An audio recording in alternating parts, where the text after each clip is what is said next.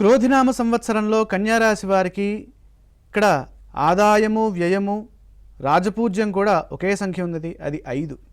ఆదాయం 5, వ్యయం 5, రాజపూజ్యం 5, అవమానం 2. కాబట్టి ఆదాయ వ్యయాలు సరిసమానంగా ఉన్నాయి. వచ్చింది దాచుకోవడం ద్వారాగా భవిష్యత్తు ఆర్థిక ప్రయోజనాలు అనుకూలంగా ఉంటాయి. అలాగే రాజపూజ్యం బాగా ఉన్నది కాబట్టి సమాజంలో పేరు ప్రతిష్టలు గౌరవ మర్యాదలు అనుకూలంగా ఉంటాయి. ఇక గ్రహ సంపత్తిని గనక చూసినట్లయితే భాగ్యస్థానంలో ఉన్నటువంటి గురుబలము మే 1వ తారీఖు నుండి అనుకూలంగా ఉంది. మొత్తం మీద 50% అదృష్ట యోగాలు కన్యారాశి వారికి పట్టబోతోంది. కన్యారాశి వారి ఆరోగ్యాన్ని చూసినట్లయితే విశేషమైనటువంటి మంచి ఆరోగ్యం ఉన్నది. అలాగే చదువులో కూడా ఏకాగ్రతతో బాగా చదువుతారు విద్యార్థులు, వారికి కూడా మంచి ఉత్తీర్ణతతో ముందుకు వెళ్తారు.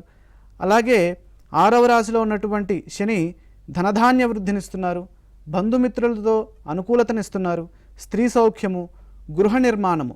అలాగే సప్తమంలో ఉన్నటువంటి రాహువు, అలాగే జన్మరాశిలో ఉన్నటువంటి కేతువు, ఈ 2 ఛాయాగ్రహాలు అనుకూలంగా లేవు.